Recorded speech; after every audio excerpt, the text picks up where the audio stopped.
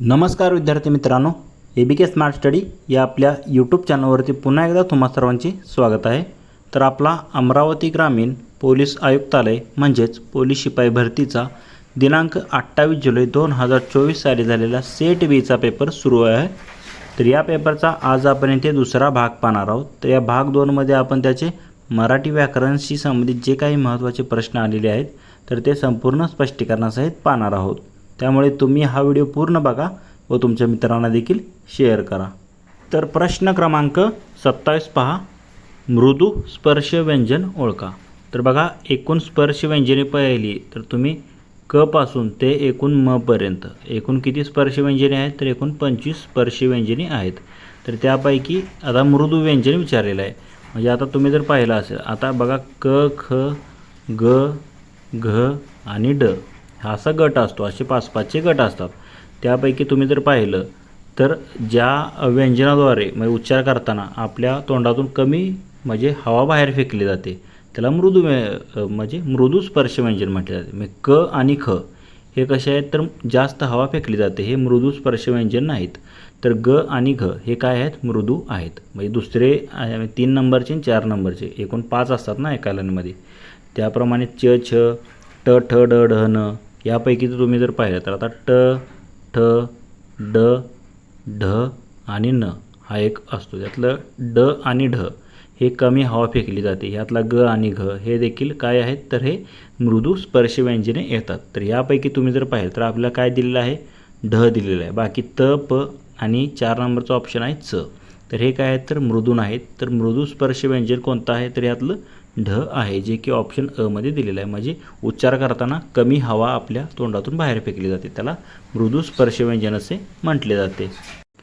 पुढील प्रश्न पाहूयात। प्रश्न क्रमांक 28, कृष्णाष्टमी या शब्दात एकूण किती स्वर आहेत? तर बघा, आता ह्या कृष्णाष्टमी याची तुम्हाला फोड करता आली पाहिजे। तर बघा, कृष्ण अष्टमी याची फोड काय होते, क र श अ न आ श ट अ म ई। यामध्ये तुम्ही जर पाहिलं तर अ आ अ आणि ई एकूण किती स्वर दिसत आहेत तुम्हाला, 4 स्वर दिसत आहेत। मग याची जर तुम्ही फोड केली, म्हणजे ह्या जर शब्दाच्या उच्चारात तुम्ही जर पाहिलं तर एकूण किती स्वर आहेत, एकूण 4 स्वर दिसत आहेत तुम्हाला। अ आ अ आणि ई एकूण 4 स्वर आहेत, जे की ऑप्शन बी मध्ये दिलेलं आहे। पुढे प्रश्न पाहूयात। प्रश्न क्रमांक 29, विद्या अधिक अर्थी बरोबर विद्यार्थी यातील संधी ओळखा। बघा, विद्या केलं तर इथे काय येतं, आ विद्या अधिक अर्थी म्हणजे आ अधिक म्हणजे स्वर अधिक स्वर विद्यार्थी। मग इथे जर तुम्ही पाहिलं, जेव्हा स्वर आणि स्वर मिसळून जेव्हा एक संधी तयार होते तर त्याला आपण काय म्हणतो, म्हणजे 2 स्वर येऊन संधी तयार होते त्याला स्वर संधी म्हणतो। पण म्हणजे आ आणि अ हे मिळून काय दीर्घादेश तयार होतो। म्हणजे इथे जर तुम्ही पाहिलं विद्या अधिक अर्थी विद्या अर्थी असं म्हणजे दीर्घादेश यामध्ये तयार झालेला आहे। म्हणून ही कोणत्या प्रकारची संधी आहे तर ती दीर्घादेश यातील संधीचा प्रकार आहे। तो कोणती संधी आहे, दीर्घादेश, विद्या अधिक अर्थी विद्यार्थी। ऑप्शन क या प्रश्नाचं उत्तर असेल। पुढील प्रश्न पाहूयात। प्रश्न क्रमांक 30, हा देखील बघा संधीचा विग्रह करायचा आपल्याला। स्वानंद या शब्दाचा विग्रह करा। तर आता स्वानंद हा जर शब्द पाहिला तर कसा तयार होतो, बघा इथे जर तुम्ही पाहिलं सु अधिक आनंद काय असतं, सु अधिक आनंद म्हणजे स्वानंद तयार होतं। बघा, आता सु अधिक आनंद, सुला जर तुम्ही पाहिलं तर तो ऱ्हस्व असतो म्हणून त्याला पहिला उकार पाहिजे। म्हणजे इथे तुम्ही जर पाहिलं ऑप्शन क मध्ये इथे तुम्हाला दुसरा उकार दिसतो इथे सु। इथे जर तुम्ही पाहिलं तर ऑप्शन ड मध्ये योग्य दिलेला आहे, सु अधिक आनंद म्हणजेच काय होतं, स्वानंद तयार होतं, जे की ऑप्शन डी मध्ये दिलेलं आहे, त्याच्या प्रश्नाचं उत्तर असेल। पुढील प्रश्न क्रमांक 31, पुढीलपैकी कोणता शब्द विसर्ग संधीमुळे तयार झालेला नाही? म्हणजे विसर्ग संधीमुळे तयार न झालेला शब्द ओळखायचा आहे। तर बघा, मन अधिक वृत्ती मनोवृत्ती तयार होतं, हे विसर्ग संधीचं उदाहरण आहे। त्याप्रमाणे पुनः अधिक जन्म पुनर्जन्म तयार होतो, हे देखील विसर्ग संधीचं आहे। वय अधिक मान वयोमान होतं, तर हे देखील काय आहे, एक प्रकारची विसर्ग संधीचं आहे। आणि ऑप्शन डी मध्ये काय दिले बघा, दिक्पाल दिक अधिक पाल हे जर तुम्ही पाहिलं तर हे व्यंजन संधीचं उदाहरण आहे। म्हणजे आपल्याला काय विचारलं आहे, विसर्ग संधीमुळे तयार झालेलं नाही, म्हणजे हे ऑप्शन डी दिक्पाल हे विसर्ग संधीमुळे तयार झालेलं नाही। जे की ऑप्शन डीमध्ये आपल्याला दिलेलं आहे. त्याच्या प्रश्नाचं उत्तर असणार आहे. पुढील प्रश्न पाहूयात. प्रश्न क्रमांक 32. भाववाचक नाम असलेला शब्द ओळखा. तर 4 नाम दिले: शांती, संत, खंत आणि प्रेम. तर आता यापैकी तुम्ही जर पाहिले, शांती हे कसं आहे? भाववाचक नाम आहे. त्याप्रमाणे खंत हे देखील भाववाचक नाम आहे आणि प्रेम हे देखील एक भाववाचक नाम आहे, भावना आहे ती. पण इथे संत जर तुम्ही पाहिलं तर हे एक भाववाचक नाम नाही, तर ते सामान्य नाम आहे संत. म्हणजे ऑप्शन ब हे काय भाववाचक नाम नसलेला शब्द असेल संत, ऑप्शन बी. पुढील प्रश्न पाहूयात. प्रश्न क्रमांक 33 पहा. तर काय दिलेलं आहे बघा. हार हा शब्द जेव्हा अनुक्रमे पराभव व माळ या अर्थाने वापरल्यास त्याचे लिंग अनुक्रमे कोणते असेल? बघा, पहिल्यांदा काय दिले? पराभव. म्हणजे आपण काय म्हणतो? आमची हार झाली, म्हणजे ती हार. म्हणजे हे हार सुरुवातीला जर पाहिलं तर ती पराभव या अर्थाने वापरली तर ती स्त्रीलिंगी येते. आणि दुसऱ्यांदा माळ. बघा, माळ. तर आता आपण काय म्हणतो? हार. तो हार म्हणतो, पण त्याचा उच्चार कधी घेतला? तो माळ. बघा, तो हार. म्हणजे हे काय झालं? पुल्लिंगी झालं. म्हणजे पराभव असा जर अर्थ घेत असेल तर त्या हारचा अर्थ कसा होतो? हार. आमची हार झाली म्हणजे ती हार, म्हणजे स्त्रीलिंगी होतं. आणि माळ या अर्थाने घेतला तर तो हार म्हणतो आपण, म्हणजे हे पुल्लिंगी येतं. म्हणजे स्त्रीलिंगी पहिल्यांदा पराभव आणि माळ असेल तर पुल्लिंगी या अर्थाने वापरल्यास काय असं त्याचं लिंग? स्त्रीलिंगी व पुल्लिंगी. ऑप्शन ब या प्रश्नाचं उत्तर असेल. पुढे प्रश्न पाहूयात. प्रश्न क्रमांक 34 पहा. संप्रदान हा प्रमुख कारकार्थ असलेली नामाची विभक्ती ओळखा. तर बघा, संप्रदान जर तुम्ही पाहिलं तर दान जाणारे जेव्हा म्हणजे दान जाण्याचा जेव्हा जिथे उल्लेख असतो तर त्याला आपण संप्रदान म्हणतो. आणि ते कशामध्ये असतं? चतुर्थी विभक्तीमध्ये असतं, जे की ऑप्शन डीमध्ये दिलेलं आहे. ते या प्रश्नाचं उत्तर असणार आहे. त्याप्रमाणे प्रथमामध्ये कोणताही विभक्ती प्रत्यय नसतो. त्याप्रमाणे इथे जर पाहिलं, प्रथमात कर्ता असतो, कारकार्थ. त्याप्रमाणे द्वितीयामध्ये काय असतं? कर्म असतं. आणि तृतीयामध्ये काय तर कारण असतं, करण. म्हणजे म्हणजे कारकार्थ विचारलेला आहे. म्हणजे काय असतो तृतीयाचा? तर तो असतो करण. तर आपल्याला काय विचारलं आहे? संप्रदान. बघा, संप्रदान हे कशात असतं? चतुर्थीमध्ये असतं. आणि अपादान जे असतं वियोग हे असतं पंचमी विभक्तीमध्ये. षष्टी विभक्तीमध्ये जर तुम्ही पाहिलं तर मालकी हक्क दर्शवण्यासाठी आपण षष्टी विभक्तीमध्ये वापरतो. चा, ची, चे हे प्रत्यय असतात. सप्तमीमध्ये अधिकरण असतं. पुढील प्रश्न पाहूयात. प्रश्न क्रमांक 35. आजीने नातीला गोष्ट सांगितली. या वाक्यातील अधोरेखित शब्दांच्या विभक्ती अनुक्रमे काय आहेत? बघा, नातीला ला. इथे जर तुम्ही पाहिलं तर बघा, नातीला गोष्ट सांगितली. सांगणारी कोण आहे? आजी. सांगितलेली काय? गोष्ट. म्हणजे प्रत्यक्ष कर्म काय आहे? गोष्ट आहे. आणि अप्रत्यक्ष कर्म काय आहे? नात. म्हणजे इथे 2 कर्म आलेले आहेत. म्हणजे द्विकर्मक वाक्य आहे हे. आजीने नातीला गोष्ट सांगितली. तर बघा, अप्रत्यक्ष कर्माची जी विभक्ती असते नातीला, सला ते सलानाते हे प्रत्यय जर पाहिलं तर तुम्ही चतुर्थी विभक्तीत असतात. आणि गोष्ट हे जर पाहिलं तर कर्म आहे. तर कर्म हे कशात असतं? प्रथमात असतं. म्हणजे हे प्रत्यक्ष कर्म आहे, हे प्रथमात असतं. आणि अप्रत्यक्ष कर्म हे चतुर्थीत असतं. म्हणजे चतुर्थी व प्रथमा हे यामध्ये तुम्ही जर पाहिलं तर नातीला हे चतुर्थी या विभक्तीत आहे आणि गोष्ट हे प्रथमा विभक्तीत आहे. म्हणजे ऑप्शन ब या प्रश्नाचं उत्तर असेल. पुढील प्रश्न पाहूयात. प्रश्न क्रमांक 36. अयोग्य जोडी शोधा. तर कशाची अयोग्य जोडी शोधायची आहे तुम्हाला? नाम आणि त्याचे सामान्य रूप याची चुकीची जोडी शोधायची आहे. तर बघा, ऑप्शन ब मध्ये काय दिले? वाट, वाटेला. बरोबर आहे. हे नाम त्याचे सामान्य रूप वाटेला होते.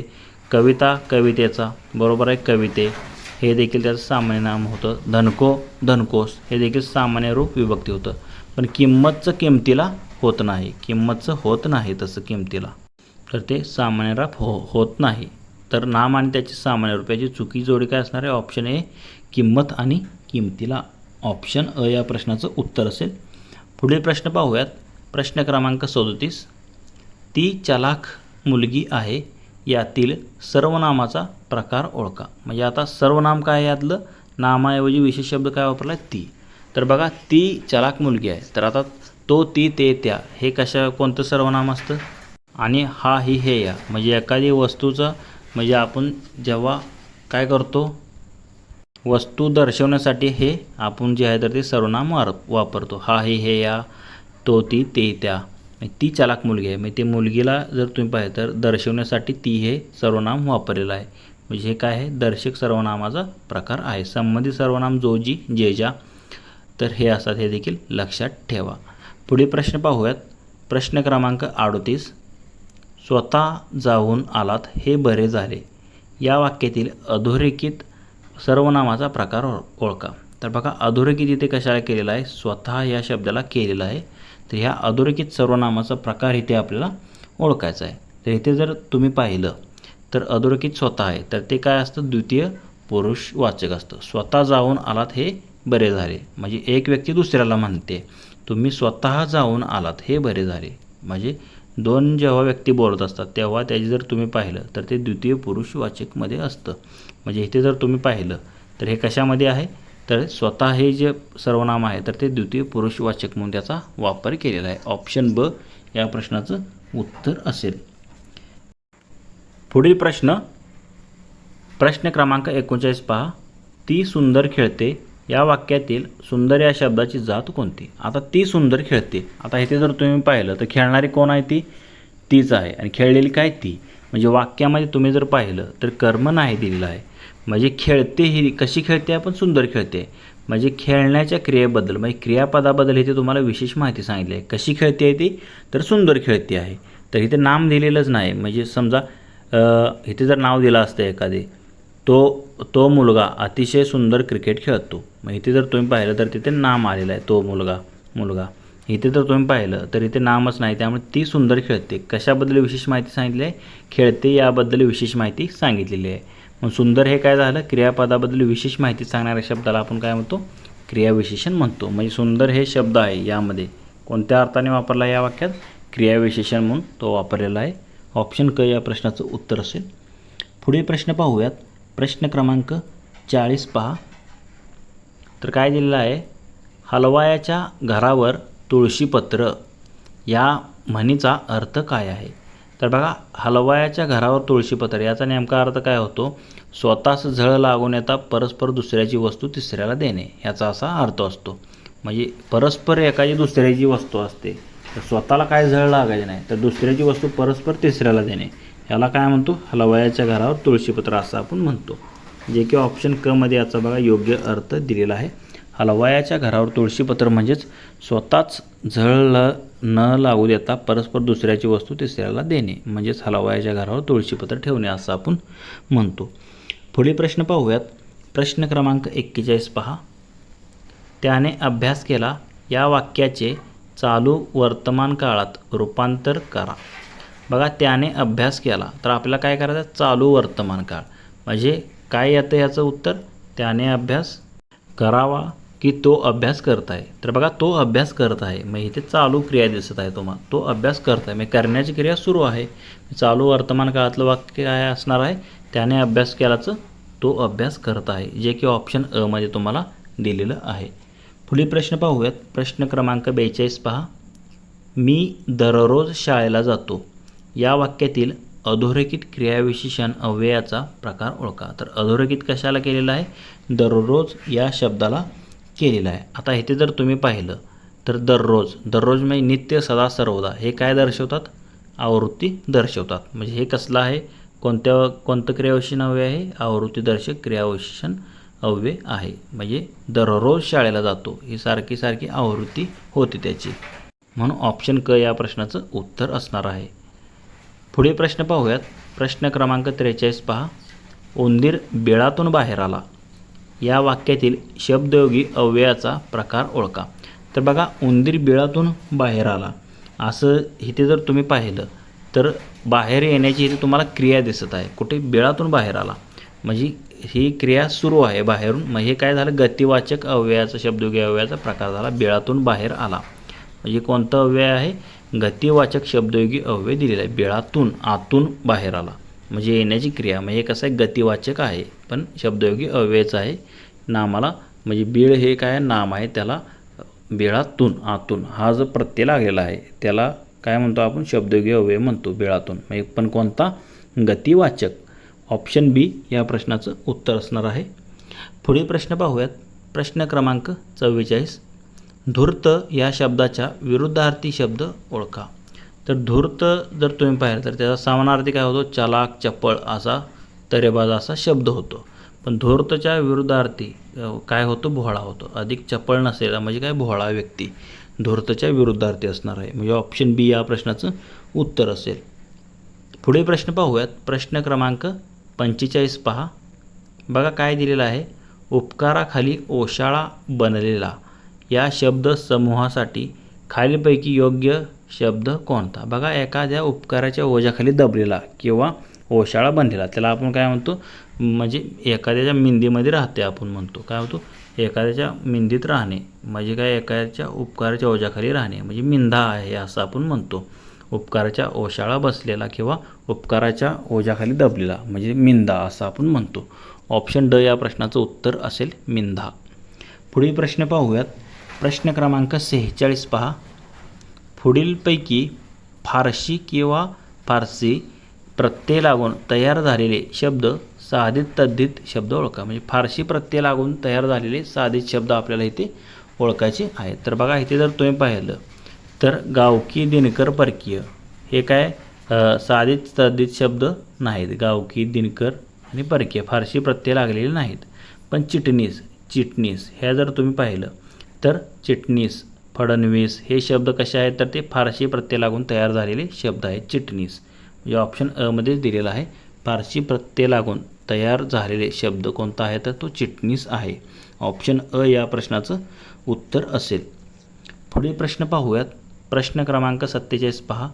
सर्वच्या सर्व गण य असणारे वृत्त ओळखा.